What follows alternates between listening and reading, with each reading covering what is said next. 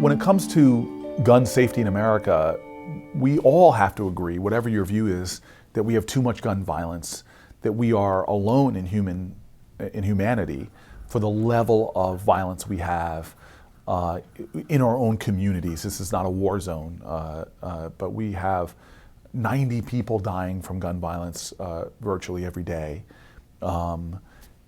With certain populations, even more evident, young African American men is the leading cause of death.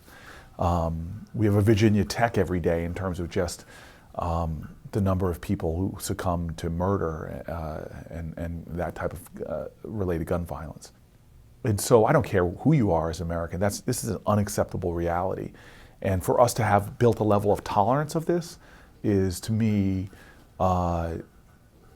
disappointing. It's not even the right word. It is deeply frustrating and painful that we as a society would tolerate this. Now, that said, there are obviously strong emotions where people believe it's Second Amendment rights to own guns, where people who are sportsmen and women believe the need to own guns, and there are people out there who have guns because they fear for their lives and believe they should have a right to defend themselves.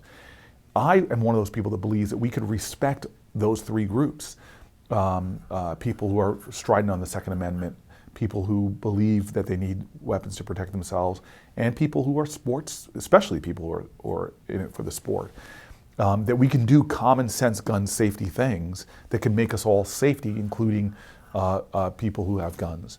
And I know that this is not a minority opinion that I have, because when we poll gun owners, the overwhelming majority, 60, 70, sometimes 80%, agree with common sense steps that we could take for gun safety. So there are loopholes that need to be closed that I think most people would agree. Right now we have a situation where if you abuse your spouse and have been charged or convicted of that, you can't buy a weapon. Well, there's a loophole that involves, if it's not your spouse but your boyfriend. We need to close that. Domestic violence happens too often in our country, and there's ways we know to protect that. And states that have been more aggressive have seen violence against women using guns drop. We have the data that shows it. And this is a simple common sense thing that we need to do that, again, most Americans agree on. We should not have a country where you are suspected of terrorism and you can easily buy a gun. We should have common sense background checks. And if that background check takes longer than 24 hours, so be it, because the overwhelming majority have instant checks.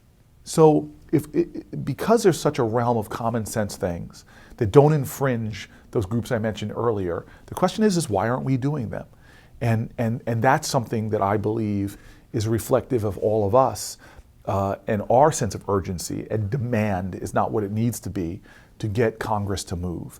And we should understand that so much better is possible. And I'm a big believer that if better is possible, even good is not enough. And what we have right now with the level of violence is not good, it's deplorable.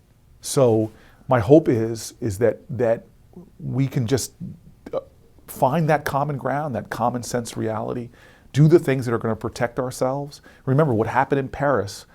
Many of those people could have come to our country without a visa. They're in the visa waiver program. Foreign nationals on our soil could have walked into a gun shop or a gun show, loaded up a trunk full of weapons, and done the same kind of carnage, or worse, here, because of our lax gun laws. Now, I don't know many Americans that believe that foreign nationals on our soil should be able to buy weapons so easily without common sense checks and the like. And so for all of us who believe in that, we should be doing something about it, because I fear that these mass shootings make it worse, that we'll have more bloodshed and more violence until we come around to the understanding that we should be doing the common sense gun safety things that can make us all safer.